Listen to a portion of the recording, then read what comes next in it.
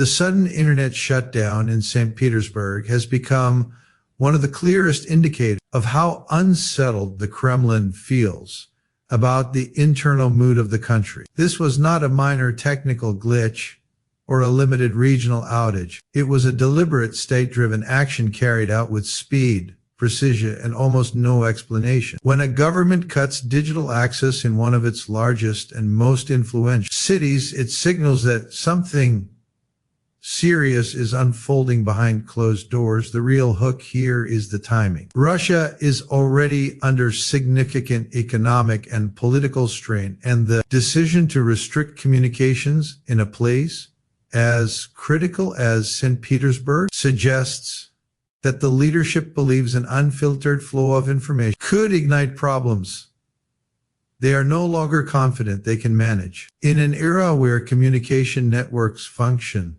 as the lifeblood of modern societies, shutting them down is not a casual option. It is a last resort for states that fear losing control of public perception or elite coordination. St. Petersburg is home to industrial powerhouses, military institutions, financial centers, and a large educated population that is already under heavy pressure. Taking the internet offline disrupts everything from business operations to transportation systems to basic personal communication. That alone should raise the question many analysts are now asking: what exactly was the Kremlin trying to prevent from spreading? There is another hook that deserves attention. Moments like this reveal far more about a state's vulnerabilities than about its strength. Russia has long relied on managing the narrative at home, but cutting off access altogether indicates a shift from controlling information to blocking it outright. This is the kind of move leaders make when they believe events on the ground could escalate faster than they can respond. Whether it is fear of protests,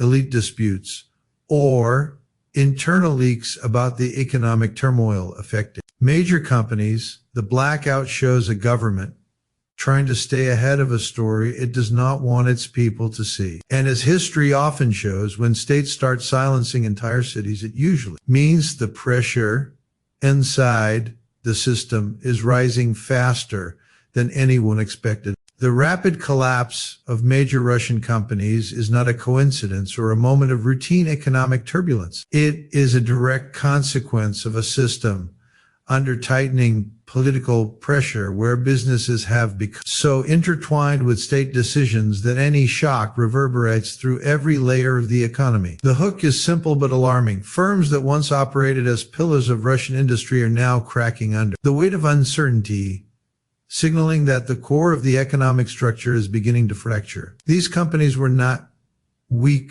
or unstable by design.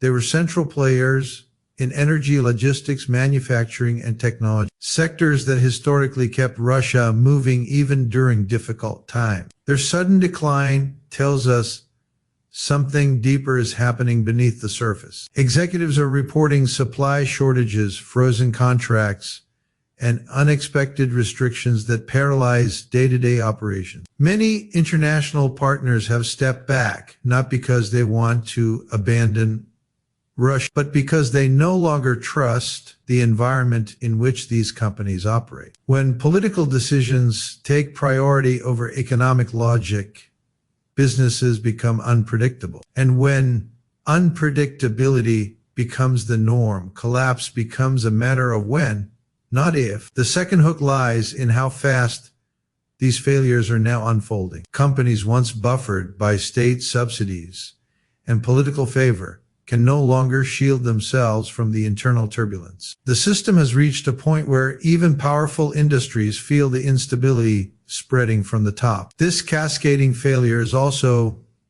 eroding confidence among Russian workers who rely on these companies for their livelihoods. Delayed salaries, halted projects, and sudden layoffs have created a sense of anxiety that wasn't present at this scale before. As trust evaporates, productivity falls, and a self-reinforcing cycle begins. Investors, both domestic and foreign, are watching closely. Their hesitation is adding another layer of pressure, draining liquidity, and accelerating the downward spiral. What makes this moment particularly significant is that the collapse of these companies is happening in parallel with the government's aggressive attempts to control information. The combination reveals a broader truth. The economic system is becoming reactive, fragile, and exposed. And when the foundations of industry begin to crack, it is often a sign that the political center is more vulnerable than it wants the world to believe. The Kremlin's expanding crackdown on information is one of the clearest signals that Russia is operating from a position of deep internal anxiety rather than strategic confidence. When a state feels secure, it does not fear the circulation of ideas or the movement of information. It relies on its legitimacy and stability to manage public discourse. But when a leadership begins tightening controls, restricting access, and silencing communication channels, it reflects a growing belief within the government that uncontrolled information poses a threat. The hook here is straightforward and unsettling. This shift tells us far more about what the Kremlin fears than what it wants to project. States rarely reveal their insecurities openly, but the decision to clamp down on digital space exposes tensions that have been building behind the scenes for months. At the heart of this development is the recognition that modern communication networks are not simply tools for personal messaging or entertainment. They are engines of coordination, mobilization, and transparency. Leaders who feel their grip loosening instinctively target these networks because they know information spreads faster than any security response. In the case of Russia, the growing economic strain, elite disagreements, and the public's increasing frustration with daily hardships have created an environment in which even minor leaks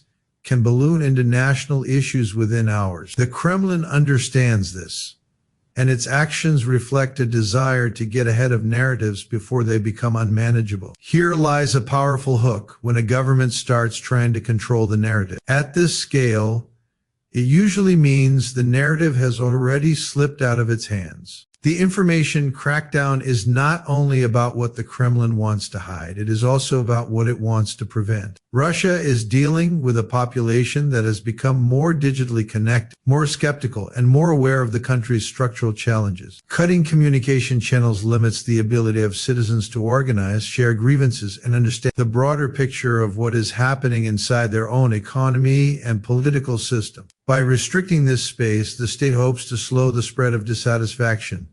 But this approach carries risks. Instead of calming the public, it can heighten suspicion and encourage rumors that spread even faster than verified news. People begin to assume the worst when they are left in the dark. That dynamic alone can accelerate the very instability the government wants to prevent. Another hook emerges when you consider the timing. Russia is experiencing simultaneous political, economic, and social pressures, each reinforcing the others. The collapse of major companies, the strain of prolonged conflict, and the disconnect between state messaging and everyday realities have created a fragile environment. By limiting access to information, the Kremlin is signaling that it fears an uncontrolled response from its own people or even from factions within the elite.